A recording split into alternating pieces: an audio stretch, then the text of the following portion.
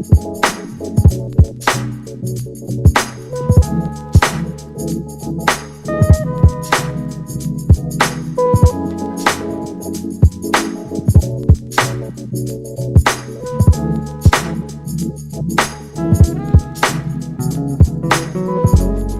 Donna Drake. And I'm Harlan Friedman. And we're here at the 25th anniversary of the Tribeca Festival, celebrating the 250th anniversary of America with the beautiful new film Young Washington. I'm very excited. Happy birthday, USA! Woohoo! USA. There must be a path. There is not for you. Go dig my grave.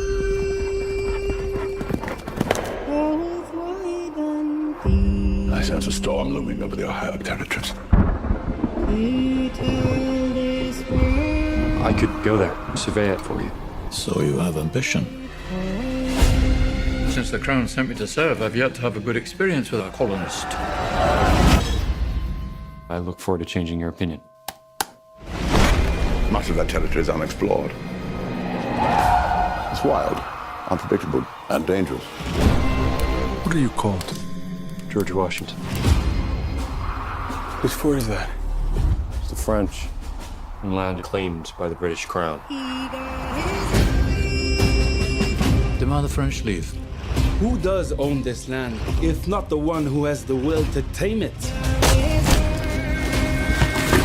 Tell your king we will never leave.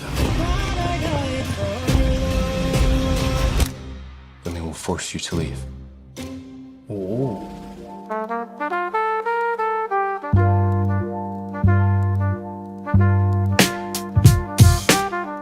Favorite scene from Young Washington that you got to act in? Oh, I love that. I thought you were going to say favorite scene from the movie, because I have not seen it yet. This will be my first time with an audience. But the favorite scene that I was able to do with, that I was in,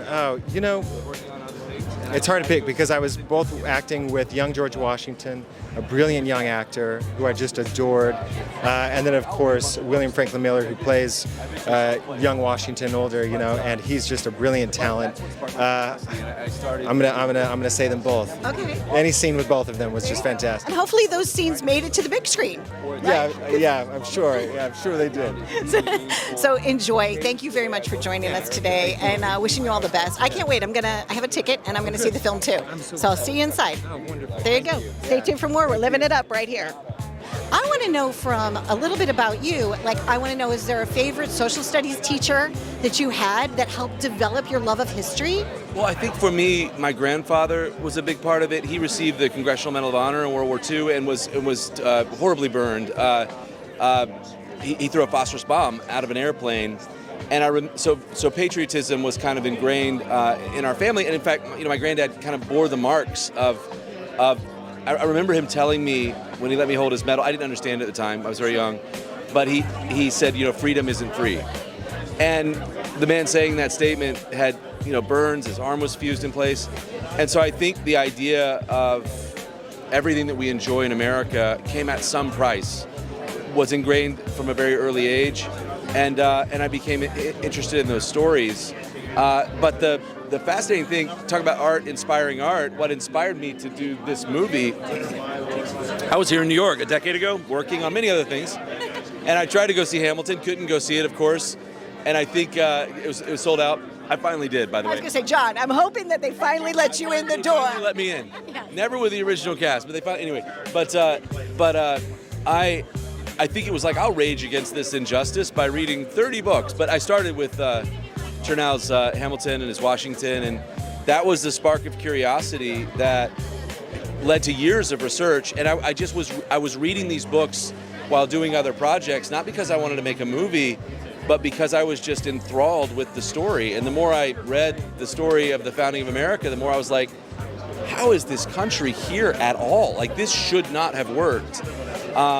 What an incredible idea, and what incredible risk people took to bring this idea into existence. So I was filled with a sense of awe and wonder and gratitude when I went through the process of researching it, and Washington stood out to me, and who was this first galvanizing figure, and this figure carved in stone, like where did he come from? And what I found was that, as with many other mythic figures, he was forged much more in pain and risk and failure and adventure than an easy life of success. And so this early origin story, this hero's journey, really stood out to me. And what I found is nobody really knew the story, and so that's where so it was nice to see the idea come to fruition over many years for me. Congratulations. To have a starring role, how does that feel for you? It's a dream come true, honestly. I never would have believed it if you told me this about 2 years ago. So I'm just so grateful for it. And yeah, it's a dream role as well. It's got a bit of everything in it. So as an actor, it's a dream. What was one of your favorite days on set? God, the battle scenes are amazing. I'd say Full Necessity. There's a battle in the film, not to spoil it, but there's a battle that goes wrong for George, and it was brutal. Even filming, we were supposed to film for 3 days. We ended up doing about 4 or 5, just because there was rain machines going off. You're in these restrictive costumes, running around with these heavy muskets, firing, and a lot of the times they don't even go off, and then you've got to reset the take, and it was a lot. And there's a lot of yelling and directing and everything that really played a part in it. But I think on screen, the results show. It was a great scene. I'm super proud of it. Did you ever wake up in your own bed and still think that you were on set? Did you ever wake up in character or anything funny happen to you? Such a good question. I think after we finished filming, really, there was a few days where I was still on Ireland after, waiting to go home to England. I think there were a few days where I woke up, my natural body clock woke me up at 6 a.m. to get ready into the car by 6:30, and so in a sense I was still in the character for the last 2 days before flying home. You're like, I can wear regular clothes today. I know, which actually was a blessing, and no need to put the wig on as well, which was a bit of a process every morning. But I'm wondering when they stopped wearing wigs, right? No, it's a good question. I don't even know myself. So kind and so nice to meet you. Wishing you continued success. And is this the first time you're seeing it on the big screen? Yes, wow. First time. I'm so excited to see it. And this is the first time I've actually seen the film as well. Okay. I've seen the rough edits over the last few months, but this is the final one, so I'm stoked. I'm so blessed. So looking forward. The show's about to begin, so I thank you for making time for one more person, one more interview. Lovely to meet you too. Happy journeys to you always. Best of luck. So we're here at the world premiere, Young Washington, Tribeca 2026. I can't help but think on this 100-degree New York City day that if I had a Faith American ale, that would be a little bit nicer out here. Make it a lot easier. A lot easier. It's a fine brew, if I must say so myself. But, once again, congratulations on this film. As your role of Lord Fairfax, you're basically the consigliere to George Washington. Yeah, I guess that's a way of looking at it. I mean, he's the guy that gives him the nod, basically. Yeah. I mean, I think, at least the way we're playing it is Lord Fairfax recognizes in this young man something that he maybe can't quite put his finger on, but maybe it reminds him of himself a little bit. And he thinks, you know what? Go find yourself. Go figure out what your history is supposed to be. Go make it. I love cool. that. Now, Kelsey, did you get a chance to see any of the dailies, or have you gotten a chance to look at it? Thing. You haven't? I saw one of the trailers. I'm actually really excited to see the movie because I love the stories. And see, when I first landed on set, I said, "So you're doing the bullets? The famous bullet thing?" And they said, "Yeah, we're doing it." I said, "Well, there you go." Yeah. But a lot of people don't know about it. Yes. So I'm thrilled to see the reaction that people have when they realize that George Washington is not just the father of his country. He was mythical. Yes. He was his events that conspired to make him who he is today and remains today were things that myth is made of.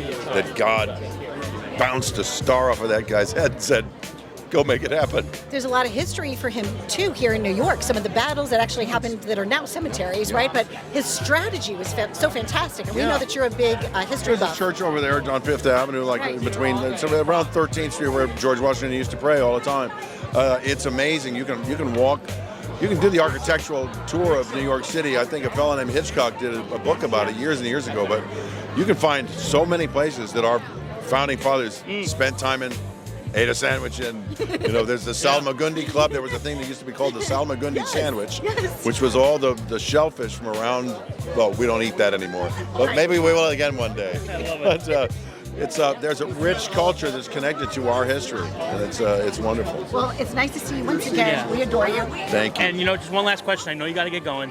There's very few people who love this country as much as you. Yeah. And to be playing in this role, to be premiering this film on the 250th anniversary of this country, what's that mean to Kelsey? It's a pretty full circle thing for me. Right?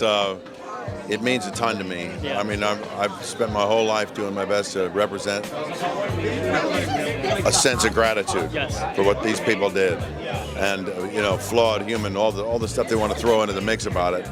They were extraordinary people, and they fought with everything they had to bring about a government that had never existed on Earth before. That's pretty remarkable. Yep. We're all very thankful for that, and I can't wait to see the film. Me too. Yeah. I can't wait to have a Faith American. Good man. Thanks for the plug.